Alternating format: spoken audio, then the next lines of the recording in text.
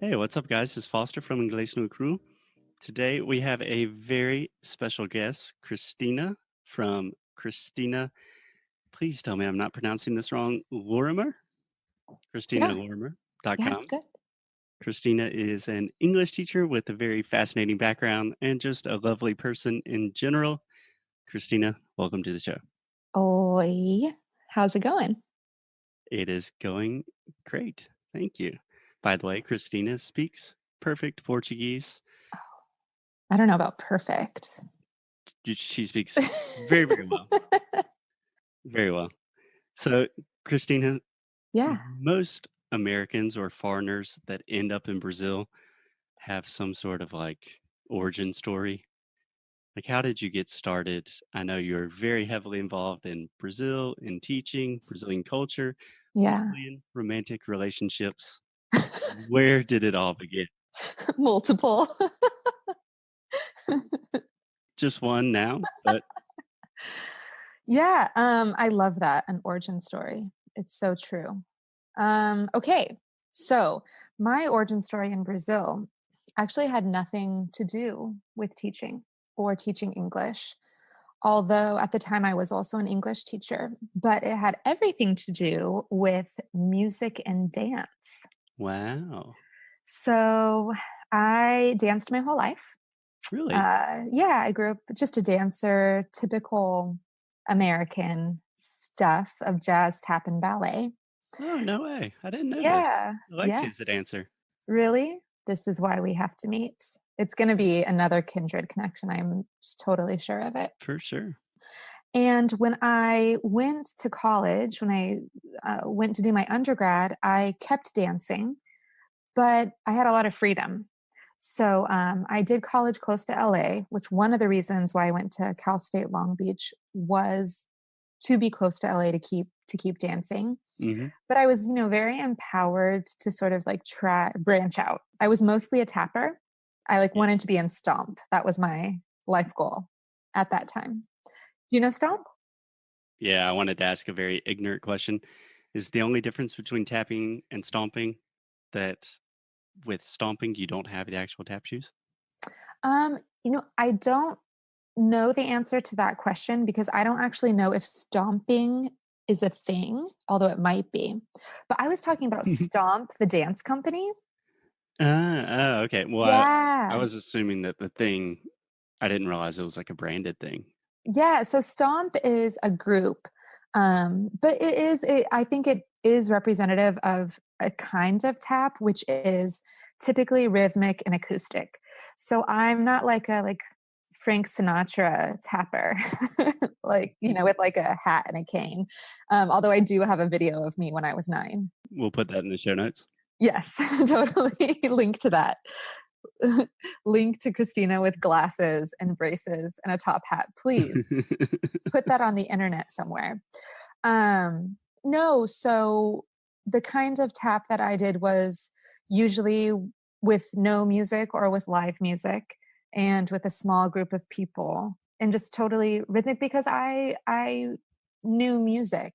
So you can't really be that kind of tapper if you can't if you don't or if you aren't familiar with music and how music works and counting. And I also grew up playing piano for 10 to 15 years, and my mom was a choir director, so I was, like, very immersed in this world. That was going to be my next question. Yeah. Do you still play piano? Not really. This is, it's interesting when you move away from home, and I moved away when I was 17, which is common in the United States. But, you sort of move away from some people, me in particular, this whole insular life that you knew. So I didn't really have transferable musical skills, and that I didn't play the guitar. I can't Hmm. bring a baby grand with me wherever I go. So sure, on campus there were, I could have rented a piano or whatever it is, but I basically stopped playing piano when I moved away from home. Yeah, same. And, do you play piano as well? Um, yes, definitely not as well as you, but my mom is a pianist. My grandmother was also a choir director and an organist, so grew up in the same tradition. Yeah. Totally. And something similar happened with dance. You know, you move away from your studio. I was with the same studio my entire life, and we were a family, and that was my second home. But again, so I was lucky to be close to LA, and I had a master teacher at the campus where I went to college, and I continued to study tap with him for 4 years. The second year, he went to Brazil. He came back with all of these crazy new moves, and he Yeah. started combining samba with tap, and it blew my mind. So we were listening to this music I had never heard before, and we were doing these moves that I had never done before. It was really, really cool. And I started, I think it was my last year in college. I also took this, it's called like World and Dance. I don't know, World and Dance and Music or something. The kind of class you would definitely sign up for. Exactly. You like said like three amazing words: world, dance, music. Just like Yeah. Yeah. blindly, I will show up. And the semester was split into two. It was basically African music, rhythms, and dance for the first half, and then Brazilian. So, anyway, by the end of college, I was really interested in Brazilian culture, albeit a very narrow view of Brazilian culture because I was sort of really just listening to things from the North and Northeast. Yeah. And life continued. I sort of forgot about Brazil because I went and I lived in Costa Rica for a year and a half. I came back to the United States. I did my master's. What'd you get your master's in? Just out of curiosity. I got my master's in TESOL, which is teaching English to speakers of Awesome. other languages. Cool. Very qualified. Yeah. Yeah. Yeah. It's a really cool program. It's the oldest TESOL program in the nation in San Francisco State University. It's 3 years. So the first year is you're with the linguistic students. The Mhm. second year is focused on pedagogy. And then the third year, should you choose to, you specialize. So I got a certificate in immigrant literacies because I thought I was going to work in nonprofits my whole life with immigrants and refugees. Right. Yeah. So Brazil came back into my life, and just to circle back to this origin story, because after the second year, I was totally burnt out and I was not going to finish my master's.